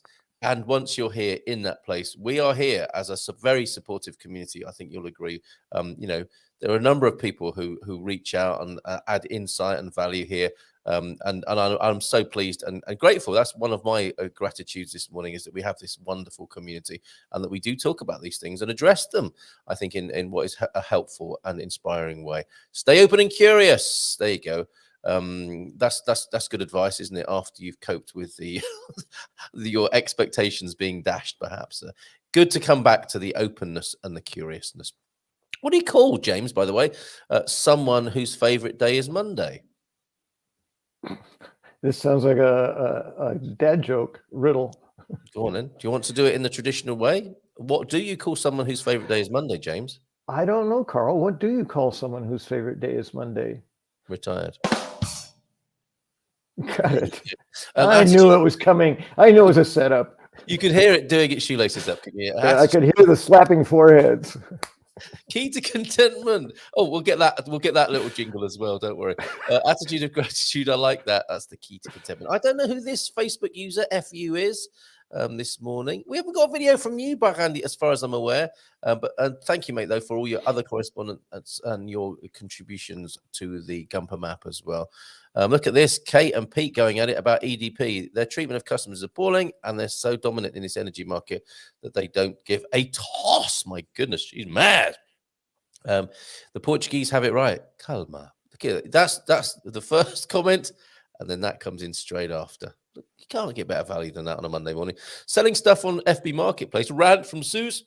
27, is this still available? To a single item, I answered yes. Only 2 people inquired further. They just want to know if it's still available. That's all. Well, it isn't. With that, they even risk their... What's this? Again, a reason not to read the comments in the wrong order. Nowadays, people aren't able to keep their private lives private. They publish their privacy as if their lives were a social event. Well, it isn't. Well, with that, they even risk their freedom. Interesting. Thank you. Yeah, that was an insight. Yeah, for me. well, for me, the confusing part is the expectation that it's still supposed to be private. Yes. Well, why are you having something to say about my life? Well, you put it right in front of my face. So, now I can have an opinion. Yes. Hola, Gumpers. We've got so many. Are you all right to stick around for a few more minutes? And sure, we mine gold in the deep pile of comments this morning. Thank you, everybody. Monday morning. And look at how talkative everybody is. This is fantastic. And venting their spleens, various states of human emotion in the chat this morning. And we are here to serve. Whatever your emotional state happens to be. When we express our opinion with high energy and anger, it can be a trigger and move others into defensiveness. How to put our opinions out in a way that can generate conversation. Yes, I've noticed that certainly on Facebook. Yeah, and I simplified the whole ego reaction process so that I can understand it and then I can explain it simply to others. And that is when ego feels threatened, doesn't necessarily mean it feels threatened. Ego feels threatened. It responds in one or both of two ways, to attack or defend. Yep. And the other place is to disappear. So that's the old freeze, fight, or flee. Yes. That's ego. That's the only thing you can get when you trigger ego is one of those reactions. Not productive. Yes. Yes. Well said. Whatever arises, there's always a way. This is worth remembering, isn't it? It may be a very different path than expected. And that is a mindful migration. That should be in the top 10. Whatever happens on this journey, there will be a way of dealing with the difficulty that you may not have thought of yet, or others may be able to help you with. Expats Portugal Forum here in the chat. There's help available if you open up. That's the thing, isn't it? Is to share the difficulty. Don't dwell in it, don't live in it, but maybe share it, and then we can move on. And it might be a very different path than expected. Again, love the idea of my profession. There you go, crafting. I'm struggling. How can I help? Yes, there you go. I'm listening, caller. To put it another way, crafting our mood for the day. How lovely. How is your mood then, everybody, this morning? Jim, react to what happens, not what could happen. There you go. Some down-to-earth Yorkshire wisdom there from Paul Richards in the Algarve. So Pete and Kate are still talking about EDP, I think. Gratitude and empathy are transformative practices. Very good. In Belfast, e-bikes are just a new thing, not regulated yet. Lots of e-scooters on footpaths, very fast and fast and silent. Least population. Yes. Be mindful. You don't hear them coming. Be mindful of the exchange rates. Sterling is low. As an expert, excuse me. Who's this Sterling fellow? Who is it? Yes, Sterling Effort, I think is. Why is he so low? We should cheer him up. What James can we do? Can help with that. James can help with you, Sterling. Don't be disheartened, Sterling. He'll give you a good talking to, so your exchange rate improves. As an expat, I like to keep in touch with close friends and loved ones on Facebook, showing them a window into my life, but nothing personal. Social media has a place, but watch out for the riptide. Yes, I've been caught in that many times myself. Thank you. Now you tell me, Amelie, what a coincidence. I found a mug in James's mailbox. Wait. Excellent. Brilliant. I would trust a computer after millions of cycles of trouble-free experimentation. Has he got his tongue in his cheek when he's saying that, I wonder? And his USB plugged in at the same time. No worries. I also have what's this? A speed pedalic bike. Oh. He converted his vintage MTB with parts from China. I've heard about people like you. I've warned my daughters, in fact. He can sing too. James, the one-man show. We can look forward to that, can't we? Probably not. And dance. Just finished writing an article about Al Yao on my blog. Nice one, Salvation. Put the link to that, please. We want to read your blog and your experiences of being in Portugal. And if you don't do that, I will, but maybe not today. We're 5 minutes past 10. Check the remaining battery life before using a used electric. Those batteries can be very expensive. Good tip. Thank you, T-Duck, for that. Here we go. I knew this would happen. I have an unmentionable hatred of caravan holidays. I'm sorry I mentioned it and triggered you this morning. Me too. Maybe we should have a little. And now he's mentioned it. He's re-triggered me. He's re-triggered me. And look, Shrawef, same here. We can do this, guys. We can get through this. The past pain together. I love the smell of rain after a dry spell. There's a name for it, isn't there? I can't recall the actual name of it, but it brings back childhood memories. Hopefully not of being in caravans. I do love all the bondias and smiles I get when I'm on the GMP show. You're welcome. Think about supporting the GMP at GMP. Bon dia, Amelie. GoodMorningPortugal.com if you want to show your love there. Financially, feel free. Is James saying he's human? Yes. If anyone has been tuning into yes, I'm afraid the secret is out, James. I'm not watching this show anymore. No more Mondays for me. Declared himself human and was immediately fired. My late dad's partner. We never saw him again. Had her 100th birthday yesterday. Wow! She's finally giving up driving. Okay, and she's expecting a card from King Charles. How about that? Superb. 100 years old. Love That's it. my goal. Simple does not mean easy. So true. Yep. Well done. Most people could use much more awareness about their own behavior and what is going on inside them, just like James mentioned, and then make aware decisions to change the bad behavior. That's a bit of finger pointing there, though, isn't it? Well, we could take the word bad out of there and just say change the behavior. That would be absolutely 100% spot on. Bad is, a matter of opinion. But isn't starting a sentence with most people a bit like the at least? It's like, it's kind of a bit pointy, isn't it? Yeah. I don't think it's far off. I think let's own that. We will own it. I would say that we all could use more awareness. Maybe not, maybe take much out, change most to many, and it's probably truth. Yes, there's probably no headroom on awareness, is there? And if you do get to the top of the awareness scale, you probably don't care about anything anymore anyway. Yeah, you know it all anyway. You can't teach me. I have my ego managed. Don't tell me. Yeah, quite. That's quite a turnaround from admitting you were human a little while ago. She must be one of the few witnesses of a completely other, almost unchanged world. 100 years old, yeah. What a great person to talk to, right? Before World War II and the digital era. Amazing. I used to think about what my grandmother had been through, after 82 years and, the time she lived. She went from cars to not quite computers, but I mean, to jet planes in terms of transportation, radio, television. It's like, wow, that's amazing. Yes. Yeah. Incredible. Right? Do you think she'll talk to us, Suze? Could that be arranged? We'd love to talk to somebody who's 100 years old here. We've got our Caldash crooner. Les is 91. And I'm hoping he'll be on the show. We publish his songs, and that reminds me, I've got to do last week's song, which was rather poignant. But wouldn't it be great to speak to some of these oldies on the show, and they can teach us youngsters a thing or two? I always try to think constructively when I encounter problems, but she's still going on. But EDP behave as if they are not subject to Portuguese law, and maybe smile at you knowingly. What are you going to do about it? And from what I understand, they're not the only business in Portugal that does have that approach. Quite. James, I think fundamental change happens just like that. There's that moment when you become aware and choose to change. That was lovely. Thank you for sharing that with us this morning, James. From a book in which a boy could talk to a wolf. During a rainstorm, the wolf was perplexed by the boy's upset being caught out in the rain. The wolf said, "You were not born with the right," and then it just disappears. Oh, always to be warm and dry. Enjoy being wet when it's raining. Enjoy being dry when it's not. That is the way of nature. I try to live by that rule. Oh, that's giving me a little chill. That has. Thank you, Marcus. Complaints are generated. Watch the animals. Yes, they have babies and they don't complain. They might whimper. I don't know, but it's just they break a leg and they just figure out how to walk on 3 legs. There's it's like they don't have the complexity of thought that we have, apparently.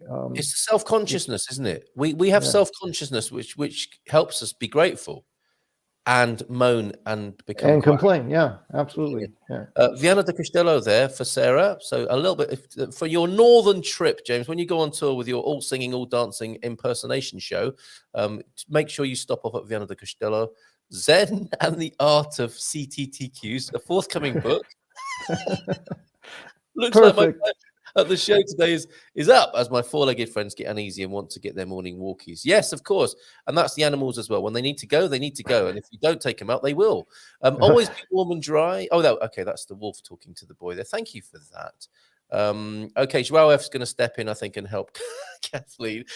Paul, yes, but the caveman did not have a mobile phone. True. Or so we're told. We don't know that for sure, do we? That's why he was shouting into the canyon. He wanted the world to know. The first mobile, and from which Nokia took their inspiration, perhaps. I can't post the URL. Okay, we'll come back. We'll come back to all these links. We'll make sure people can see your wonderful work, Salvation Air Force. And a little bit behind me with me work, Man on the Bacon Slicer. All of this will come right during the week ahead, which we have launched, I think, successfully this morning. Ola Gumpas from Saudade Life, who says, "You guys are hilarious." How lovely. Thank you, Saudade. Thank you. I love being hilarious. What a great day to begin the week. Thank you, James and Carl. Be here now. Sue's coming over all what's he called? Who was the Be Here Now guy? Not Timothy Leary, the other one. Ram Dass. Who doesn't like a Ram Dass first thing in the morning? You no, I didn't just say that. You always it's not a great way to start a conversation. Although if you want to get into an ego argument, that is an absolutely defendable position from the other side. You can say, I did this once, and now the argument is completely destroyed.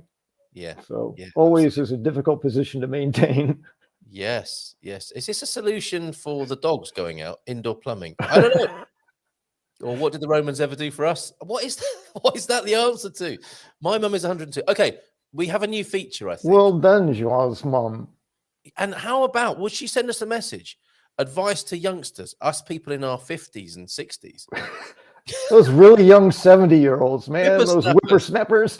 Yes. Will she send us a message that I can play, John? That would be so wonderful if that could be organized. In anyone like 90 plus who we know vicariously through as you know, as the community here. Can we get some messages with their life wisdom? Please, can anyone help with that? Only seeing 4 likes, naming and shaming on the liking on my phone. Smash them likes. Okay, question for James then. What do you miss from Northern California? Wow. That one is much easier for me to know now that I've been here for a year and a half. 8 or 9 months ago, I would have said not too much, because the ocean is one thing I love, and I had it in Santa Cruz, and it was close to me, but I have that here. The thing that I miss the most about California is essentially undisturbed wilderness, being readily accessible. I don't have to drive an hour or 3 hours to get into undisturbed nature. And that is just not as available in Portugal as it is in California. Yeah. Okay. I wasn't expecting you to say that, but there you go, Global Nobles. It's not people, it's not stuff, it's the energy of wilderness and the accessibility to it. You know, especially in Santa Cruz, I could be in the redwood forest in 1 minute and 10 minutes later be on the ocean. I mean, it's just so amazing to have it that much around you. Okay, I think a trip to Viana do Castelo is in order then in that case. But yeah, it's not on your doorstep, of course. Thank you for that question. Global Nobles. Have fun out there. Yeah, I think we're not ending the show. People are ending it for us, James. They're Come on, I gotta leave. Have fun out there. Looking forward to tomorrow's session. See you then, my friend, and see everybody then. Oh, look, Joao de Nort's mum, she can't see or hear or walk, but she can pray. Well, there's advice right there, right? Yeah. And in prayer, there can be gratitude, right? Because you can have petitionary prayer, can't you? But you can also have the prayers of like, thank you, God, for all of this, Yes, so, yes, absolutely. Yes. Thank you for that. Ocean Dweller, ciao. If we stay long enough, everyone else will go. It'll just be me and you. You and me. Yep. That's okay. We could just continue on into tomorrow and say, James is here. Yes. Look, there is so much beautiful wilderness out here. You'll have to pop over to the ranch as well. So there's an invitation to you, James. Yes. I'm looking forward to it. Let us finish with the dad jokes then this morning, and we will go, promised you, after this. So dogs' bladders and bowels can be emptied, and so can ours, James, as well, if necessary. So let's go to those dad jokes. I think you'll like these this morning. The earth is not flat. Otherwise, cats would have pushed everything over the edge by now. That did make me laugh. That is just no cats, yes. I adopted the daughter of a clown. Now I have some big shoes to fill. This one I like. I really like. What did Yoda say when he saw himself in 4K? Can you do a Yoda impersonation as well as all the others you do? Oh, a little bit. I can. A little bit you can. Very good. Okay, so what did Yoda say when he saw himself in 4D? 4K. I know. Okay, HDMI. HDMI. HDMI. That's very good. Yes, very, very good. And I would change it though, because HDMI. I was going to say I would use RU, but then it would be meaningless. Yes, keep working on that material. A visual dad joke for you, because I know you look at a bit of Star Trek. Don't play with super glue. Love it. Great to see you, James. Fantastic job today. For anyone feeling disheartened or disappointed, we are here for you. Stop it. Yeah, just pack it in, right? A final thought then for anyone feeling disheartened or disappointed. Stop it, you idiot. Okay, we'll see Now, you there's empathy. Can you feel the empathy in that? Yeah, there you go. You always feel like that, don't you? At least you're not X, Y, Z. Okay, great. But that's actually the energy I was talking about that I was feeling in that moment Yes. with my two friends in the cell phone shop. That's what made them afraid. So yeah, absolutely. Great to talk to you this morning. See you tonight for the Life and Death Cafe. Anyone wants to join us for that, drop me a line, and the Wine Club at 8. And we'll see you, of course, again in the morning. James, fantastic job. Muito bem. Always my pleasure. Bom trabalho. I will see you Muito tomorrow. obrigado. All right, ciao, ciao, everybody. Have a great day. Bye. Ciao, ciao.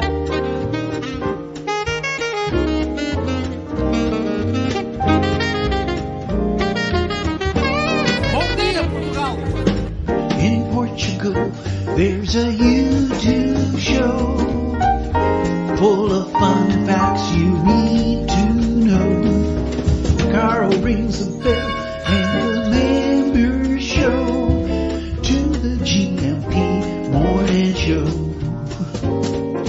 Featured guests will come and they will blow your mind. The audience will do so in kind.